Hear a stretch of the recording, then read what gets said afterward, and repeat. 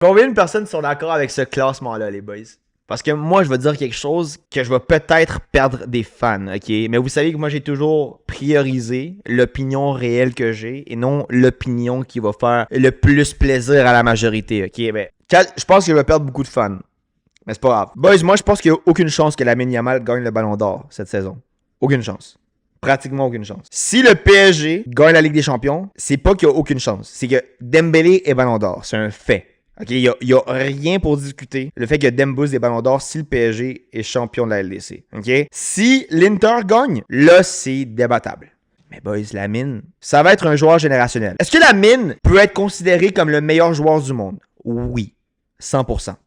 Mais pour un Ballon d'Or, le fait que tu sois le meilleur au monde n'est pas assez pour justifier un prix de telle envergure. Parce qu'avec cette logique-là, de 2009 jusqu'à 2021-22, Messi aurait gagné tous les Ballons d'Or. Tous les Ballons d'Or parce que Messi, même si Ronaldo a été meilleur en termes de saison, durant des saisons, Ronaldo n'a jamais été meilleur que Messi en termes de niveau.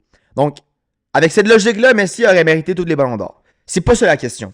Un Ballon d'Or, les critères rationnels pour lesquels évaluer une candidature, c'est les titres individuels, les titres collectifs, les statistiques et l'appréciation objective, l'appréciation du jeu. Ok? En termes d'appréciation du jeu, est-ce que Lamine, c'est le meilleur joueur du monde? Comme je dis, discutable. Moi, je crois qu'en termes de stats, les stats ne l'accompagnent pas, malheureusement. Rafi a des meilleurs stats au Barça. Lewandowski a des meilleurs stats au Barça. En termes de moments individuels ou de titres individuels, non plus. C'est Mbappé, le meilleur marqueur de la Liga. Le meilleur marqueur du Barça en Liga, c'est Lewandowski. C'est Rafinha, le meilleur marqueur de la LDC et du Barça. En termes de moments, tu sais, oui, ses buts en demi-finale, ça va être son but. Son but, ses passes, ses buts en classico, ses performances individuelles dans les grands matchs, c'est très très fair de dire que Lamine a été décidé dans les grands matchs, ok? Mais, en tant que tel, le titre le plus important à gagner cette saison, c'est quoi? C'est la Ligue des Champions. Lamine n'a pas la Ligue des Champions, ne va pas l'avoir. Puis, la vie est injuste parce que oui, Lamine aurait pu mériter la Ligue des Champions. Mais les boys, Lamine peut pas. Moi, je vais être honnête avec vous puis je vais dire quelque chose d'encore plus impopulaire. Pour être une personne qui a vu les matchs du Barça, sans exception cette saison,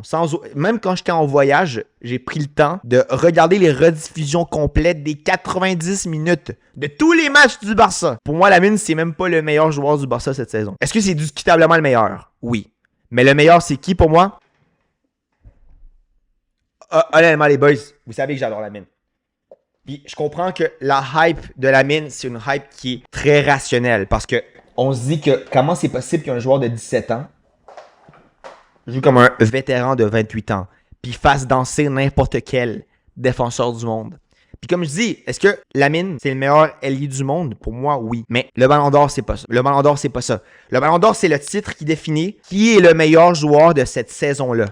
Qui fait la meilleure saison? Malheureusement, Lamine est jeune, les stats ne l'accompagnent pas encore, puis je comprends encore une fois cette impatience qu'on a de dire que Lamine c'est le meilleur. Puis moi justement, je vous dis patience. Lamine va gagner un Ballon d'Or. Va gagner des Ballons d'Or. J'en suis convaincu, mais pas cette année. Lamine ne peut pas gagner un Ballon d'Or cette saison. Même si un joueur du Barça venait à le gagner, par simple logique, c'est Rafi. Par statistique, c'est Rafi. Puis même là, je pourrais t'acheter qu'il soit au-dessus de Pedri. Je pourrais l'acheter. Puis, est-ce que c'est le joueur le plus décisif du Barça? Oui, je pourrais l'acheter. Est-ce qu'il est plus décisif que Rafi? Oui. Mais les stats, c'est les stats. Les stats ne l'accompagnent pas, les boys. Puis les stats, faut pas seulement regarder les stats, mais faut pas seulement non plus regarder les jeux individuels. Pourquoi les stats, c'est important? Parce que les stats, c'est justement une manière rationnelle et non individuelle de présenter des arguments pour dire que tel joueur est meilleur que tel autre. Je vais vous lire un peu, mais Yamal a tous les moments marquants pour lui, plus les deux matchs contre l'Inter. C'est faux. Tous les moments marquants pour lui. Il y en a beaucoup, hein? Il y en a beaucoup. Tous les moments marquants? Non. On va donner les matchs références du Barça cette saison. C'est qui le MVP du Bayern-Barça? La première grosse victoire de la saison en Europe pour le Barça. C'est Rafinha avec un triplé. Lamine fait un bon match. Très bon match. Mais c'est pas le MVP.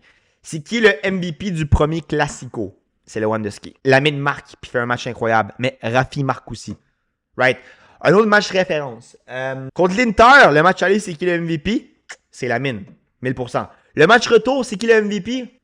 J'achèterais que c'est Lamine. Borussia Dortmund, le match aller, c'est qui le MVP? Lamine marque, mais Rafi fait une passe, fait un but, c'est Rafi le MVP. Match de huitième de finale contre Benfica, c'est Rafi qui marque le but gagnant en huitième de finale pour le match aller. Puis pour le match retour, Lamine marque un golasso, mais Rafi marque aussi. Tu sais, la finale de la Super Coupe, Rafi marque un doublé. Lamine marque un sale but, mais c'est pas le MVP. Le dernier Classico, Rafi marque un doublé. Lamine marque un golasso, mais c'est pas le MVP. Tu sais, non les boys, c'est faux. Il fait des demi-finales de fou. Puis je suis le premier. Je suis le premier à le défendre. OK? Puis moi c'est pour ça que moi, je suis pas inquiet. Puis je vais pas tomber dans la délusion pour défendre un ballon d'or cette saison pour Lamine. Parce que je sais qu'ils vont en gagner. Ils vont en gagner. Je suis pas inquiet. Ils vont en gagner quand ils vont en mériter. Cette saison, ils ne méritent pas encore. En termes de jeu, oui, ils mériteraient. Mais les stats ne l'accompagnent pas. Malheureusement. Les titres et les stats ne l'accompagnent pas. Mais bref, puis c'est pour ça que je dis, le Barça, c'est une équipe. C'est pas une individualité. C'est pour ça que je dis, moi, je crois que Pedri a été plus décisif cette année que Lamine, personnellement. Est-ce que dire que Lamine, c'est le joueur le plus décisif du Barça, c'est achetable? Oui. Est-ce que Lamine est plus décisif que Rafi? Oui. 1000%. Est-ce que Lamine est plus décisif que Lewandowski? 1000%. Mais est-ce que Lamine est plus décisif que Pedri? C'est débattable. Très débattable. Puis encore une fois, la question ici, c'est pas savoir si t'es le plus décisif. C'est si t'es le plus décisif, si t'as les trophées qui accompagnent, si t'as les titres individuels qui accompagnent, si t'as les statistiques qui accompagnent. Puis malheureusement, encore une fois, en faisant tout le tri de ces informations, Lamine ne peut pas gagner le Ballon d'Or cette saison. Puis encore une fois, patience les boys, ça va arriver. Il n'y a pas de presse. Il n'y a pas de presse. Genre, mais si à 17 ans, il faisait quoi? Lamine est en avance. Le plus grand gagnant de Ballon d'Or, à 17 ans, il se rongeait les ongles. Tu sais, c'est... Bon, patience les boys. Je sais que ça serait incroyable de voir Lamine Yamal remporter le Ballon d'Or à 18 ans. Mais patience, les boys, ça va arriver. Moi, déjà, ça me surprendrait très fortement qu'un joueur du Barça le gagne cette saison. Pourquoi? Point numéro 1. Si le PSG gagne, c'est fini. C'est Dembouz. 1000%. 1000%. OK? Si c'est l'Inter qui gagne, les boys, moi, je vais dire quelque chose. Admettons que Lautaro te tape un doublé en finale. Ou Thuram te fait... Tu sais, admettons qu'un joueur super décisif de l'Inter durant la saison apparaît en finale, puis gagne la Ligue des Champions, hey, ça serait injuste de ne pas donner le Ballon d'Or à un joueur de l'Inter. Honnêtement. Mais bon, honnêtement, même si l'Inter gagne, puis il n'y a pas un joueur clé à qui donner le Ballon d'Or à l'Inter, réellement pour vous, est-ce que Pedri mérite moins le Ballon d'Or que Lamine? Est-ce que Rafi mérite moins le Ballon d'Or que Lamine? Parce que Rafi, oui, Rafi c'est un moins bon joueur que Lamine. Clairement. Clairement.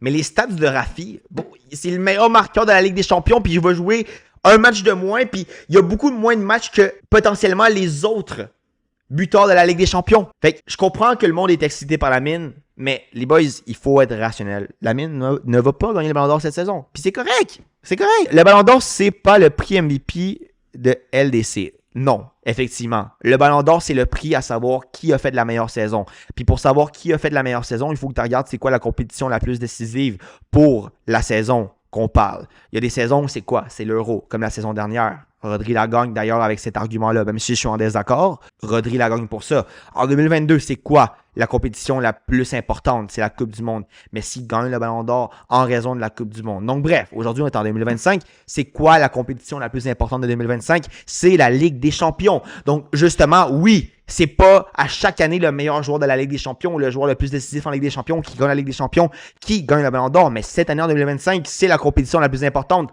Donc oui, c'est l'argument le principal à avoir pour donner le Ballon d'Or cette saison. Donc, merci quand même. Comment ça va, FZ? Mais ils mériteront jamais Pedri en valeur sur un milieu. Ils le mettront jamais. Ouais, je comprends. Je comprends que Lamine pourrait se faire être plus impressionnable à l'œil nu pour un vote comme ça. Si Lautaro le prend, à part triplé en finale, c'est scandaleux. Bon, ben ça serait quand même... Bon, l'Inter s'est rendu en finale. En éliminant le Barça. En éliminant le Bayern. C'est qui ont payé en huitième de finale? Je sais même plus. Mais il me semble qu'ils ont payé une vieille équipe. Mais whatever.